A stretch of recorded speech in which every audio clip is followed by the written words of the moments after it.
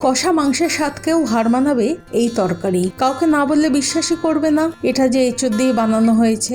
গরম গরম ভাত হোক বা লুচি, এই এঁচোড় কষা একবার বানালে বারবার খেতে ইচ্ছা করবে। চলুন খুব সহজভাবে বানিয়ে ফেলি এই সুস্বাদু এঁচোড় কষা। নমস্কার, ইনসাইড দি কিচেনে আপনাদের স্বাগত জানাচ্ছি।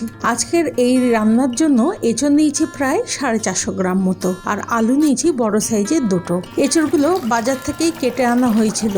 এখন কড়াইতে জল দিচ্ছি, জলে নুন আর হলুদ দিচ্ছি সামান্য, তারপরে এঁচোড়গুলো দিয়ে দিচ্ছি। এখন ঢাকা দিয়ে রাখবো। এঁচোড় ওই 40 থেকে 50% মতো কুক হলে নামিয়ে জল ঝরিয়ে নেব।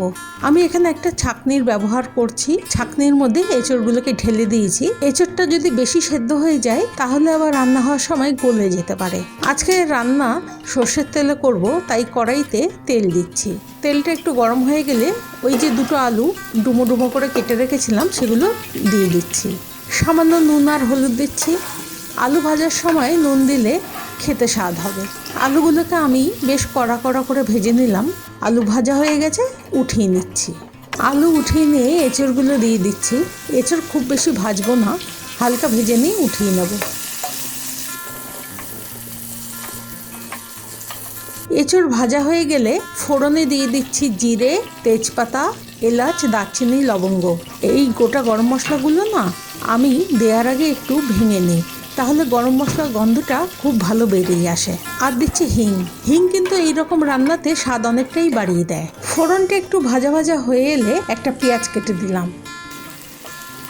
পেঁয়াজটা ভাজতে ভাজতে একটু বাদামি হলে দিচ্ছি আদা 1/2 ইঞ্চি মতো, আর 3 থেকে 4 কোয়া রসুন গ্রেট করে। আদা রসুন পেঁয়াজটা একটু ভেজে নিচ্ছি। এখন দিচ্ছি একটা টমেটো। টমেটো দিয়ে নুন দেবো যাতে টমেটো তাড়াতাড়ি গলে যায়। দিচ্ছি 1/2 চামচের একটু কম হলুদ গুঁড়ো।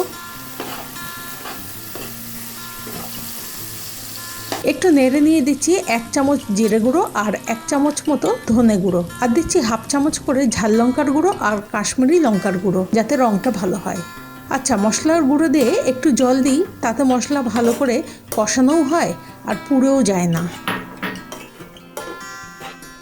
মশলাটা কষাতে কষাতে এই সময় আমি একটা গোটা রসুন দিচ্ছি।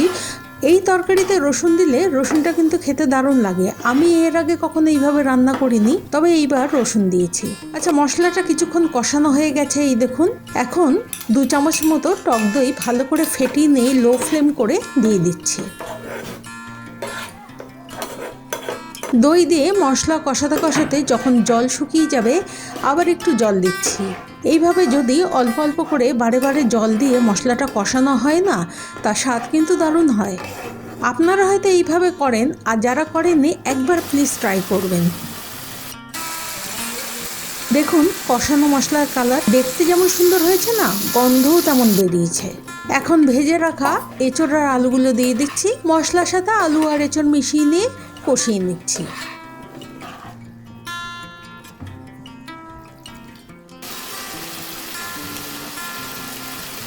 কয়েকটা কাঁচা লঙ্কা দিচ্ছি। আমি না মশলা কষানোর সময় একটু মুখে দিয়ে দেখি যে কিছু কম বেশি লাগবে কিনা। মশলা কষানো হয়ে গেছে, এখন 1/2 কাপ মতো জল দিচ্ছি।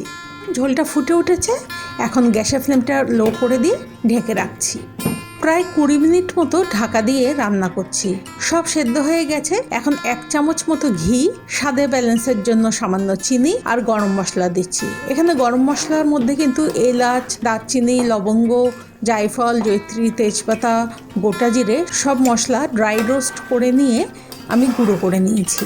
আবার চেক করে নিয়ে একটু নুনও দিয়ে দিয়েছি। সব উপকরণগুলো দিয়ে মিশিয়ে নিয়ে আবার ওই 5 মিনিট মতো ধরুন ঢাকা দিয়ে রাখছি লো ফ্লেম করে। 5 মিনিট পরে রান্নাটা হয়ে গেছে, চেক করে নিয়ে গ্যাসের ফ্লেম বন্ধ করে ঢাকা দিয়ে রাখছি আরও ওই 6-7 মিনিট মতো। এবার দেখুন কেমন হয়েছে বলুন তো। দেখেই মাংসের মতো লাগছে না? রান্নাটা ভালো লাগলে লাইক আর কমেন্ট করতে ভুলবেন না। ধন্যবাদ, ভালো থাকবেন।